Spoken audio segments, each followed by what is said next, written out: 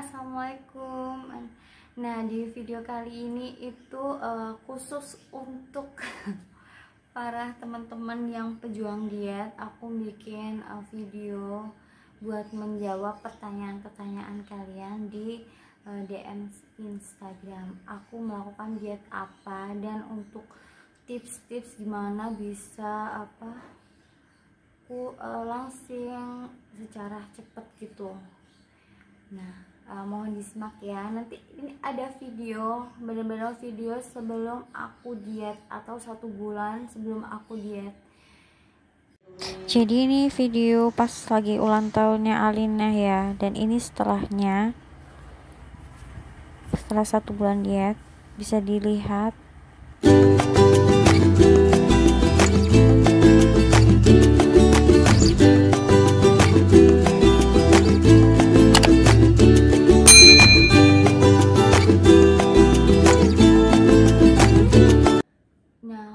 Tahu dokter Prama itu dari YouTube-nya Kak Tia Aristia.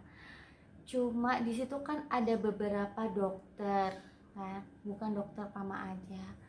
Nah, cuman aku tuh kayak tertarik ke dokter Prama itu karena dokternya itu bilang kayak gini waktu di YouTube-nya Kak Tia ya. Nanti aku kasih link ya.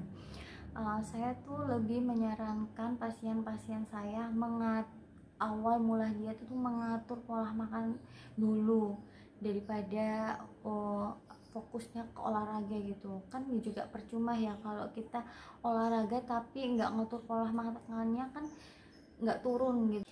Akan aku jawab pertanyaan-pertanyaan kalian yang udah DM. Jadi yang pertama itu yang paling banyak tanya yaitu, Mbak, biaya konsultasinya berapa? Jadi biaya konsultasinya, berhubung aku ini kan konsultasi online, waktu itu aku bayarnya 150.000 per kali 1 kali konsultasi ya maksudku. Terus kalau misalnya Zoom itu 200.000. Kalau misalnya kalian ketemu langsung sama dokternya itu juga 200.000 sekali pertemuan. Dan dapat apa sih 150.000 itu? Dapatnya saran guys dari dokternya, yaitu kan ilmu buat kita, kayak dilarang-larang makan ini, makan itu, memperbanyak apa gitu.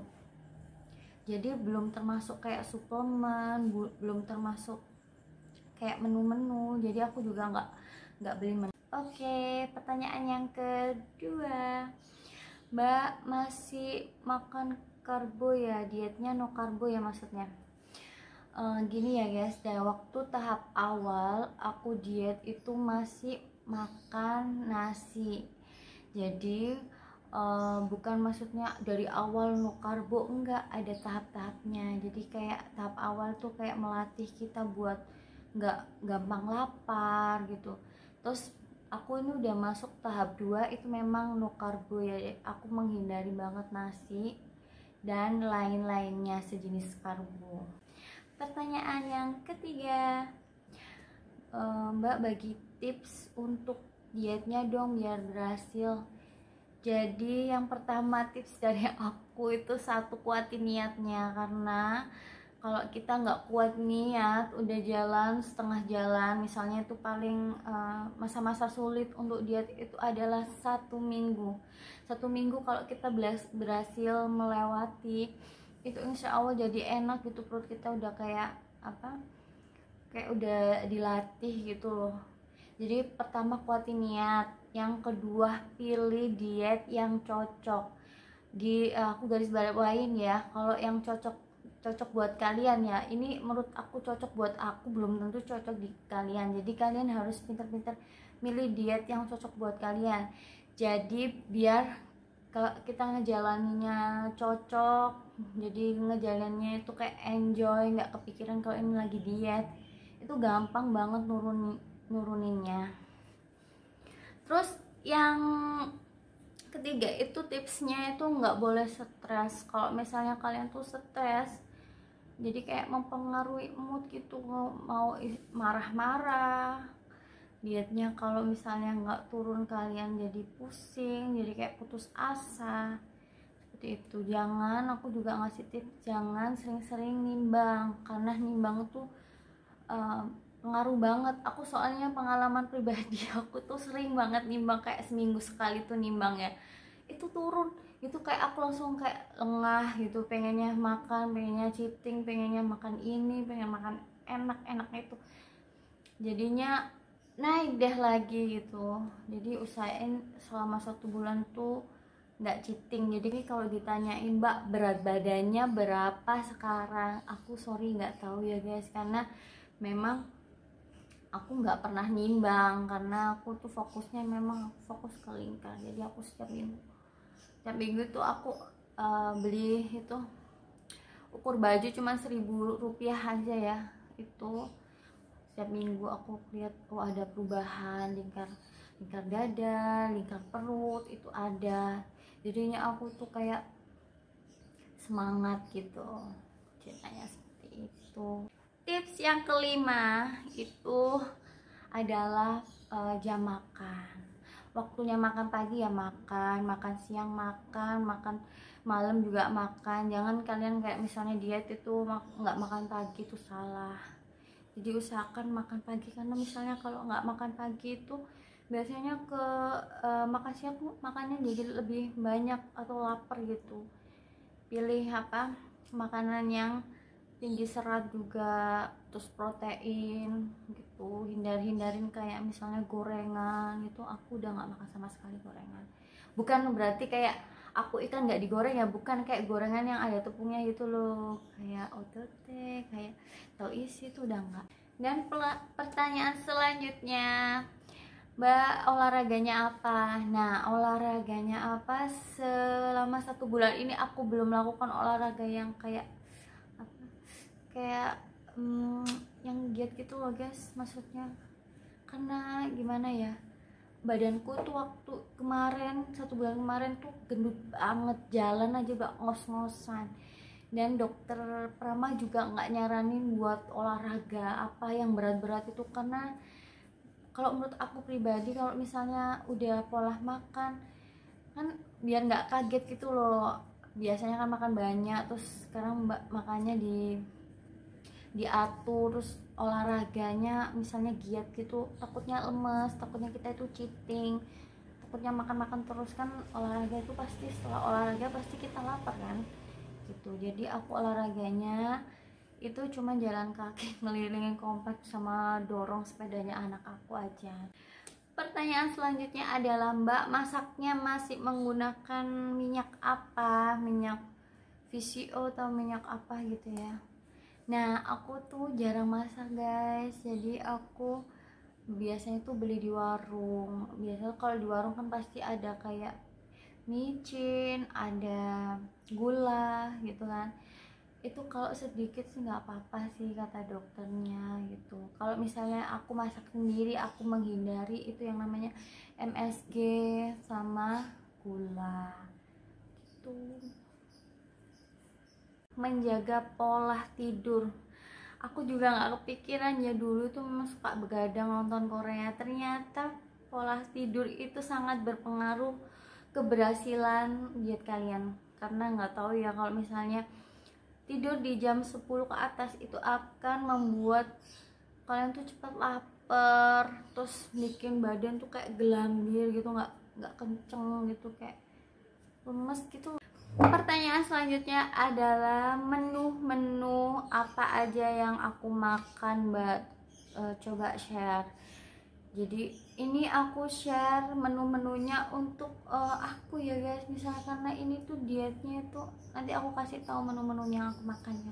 Cuman ini aku kasih tahu ya, dietnya itu personal ya, cocok di aku, bukan berarti itu cocok buat kalian, karena sudah disesuaikan sama bentuk tubuh aku. Jadi gendut itu ada macam-macam ya, aku juga baru tahu di IG-nya dokter. Jadi gendut itu ada macam-macamnya, ada gemuk karena stres, ada gemuk bagian bawah, ada gemuk bagian atas, ada gemuk yang seluruh tubuh gitu. Nah, aku termasuk gemuk yang besar di area bawah. Menurut aku ya area bawah itu ya semua menurut aku gede-gede, cuman lebih dominan ke arah area bawah ya, dari perut itu setelah lahiran ya, itu 99 kilo waktu itu aku hamil. Terus pinggul besar banget. Terus habis itu paha, yaitu sudah disesuaikan sama bentuk badan aku. Jadi nanti aku share ya aku makannya apa aja.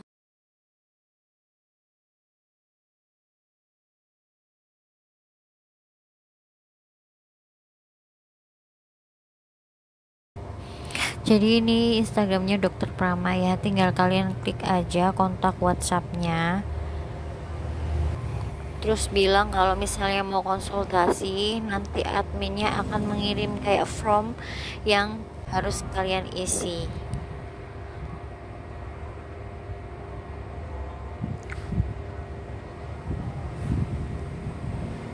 Nah, bentuk formnya itu kayak begini, jadi harus diisi kayak nama, berat badan kalian, terus ada keluhan-keluhan apa.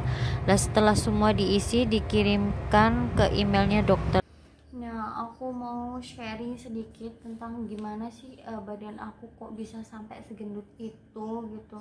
Awalnya kan memang aku hamil itu aku kebanyakan minum manis, kayak susu ultra, kayak martabak manis. Pokoknya aku sukanya manis-manis karena nggak tahu ya, hormat orang hamil tuh sukanya yang manis-manis tuh biar bahagia gitu. Apalagi anak pertama ya, jadi kayak diturutin terus ya. Nah, aku setelah melahirkan aku bobotnya tuh 90 kilo. Terus aku nyusuin pun itu alhamdulillah turun jadi 70 kilo. Terus aku memutuskan untuk menggunakan KB ya guys. Ya Allah, takut banget aku hamil lagi, anak masih kecil. Jadi aku untuk memutuskan untuk KB. Yang pertama itu aku KB suntik 3 bulan, dan itu disarankan sama bidannya karena lagi menyusui, jadi disaranin untuk yang 3 bulan suntik. Nggak mens selama 1 tahun, rasanya badannya kayak aduh sakit semua. Terus apa, kayak tulang-tulang tuh kayak bunyi-bunyi gitu loh kalau misalnya bangun tidur itu. Ya Allah, kayak orang tua gitu, padahal kan aku masih muda gitu. Terus aku setahun kemudian kan memutuskan pindah KB yang suntik 1 bulan. Sampai saat ini aku suntik 1 bulan. Ternyata memang semua KB itu ada resikonya, walaupun misalnya kayak IUD itu katanya ya nggak bikin gemuk. Kan KB itu semua itu kayak cocok-cocokan aja. Kalau misalnya kena yang cocok sih alhamdulillah lah, sedangkan aku dikena yang nggak cocoknya guys, jadinya akunya gendut. Makanya aku memutuskan untuk konsultasi dokter itu karena dokter yang lebih tahu kondisi dan keluh-keluhan aku selama ini. Bener-bener sakit semua, mudah capek. Itu karena apa sih? Terus kayak tulang itu ya Allah, bangun-bangun sakit-sakit, emosi naik turun, jadinya seperti itu.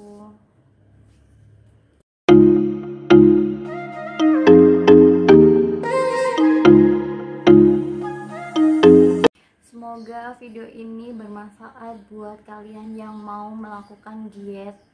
Yang pertama itu kuatin niat ya. Terus pilih metode diet sesuai yang kalian suka atau yang cocok buat kalian. Maksudnya kayak jangan asal kayak ngikut-ngikut tapi kaliannya nggak konsisten, dan harus konsisten. Terus apa ya, semoga video ini bermanfaat, dan sampai ketemu di video selanjutnya. Dan misalnya kalian mau apa, komen aja di bawah. Aku mau kasih informasi apa atau tips apa, langsung aja komen. Nanti akan ya, kalau misalnya aku ada waktu pasti akan aku sharing ke kalian. Terima kasih, dadah.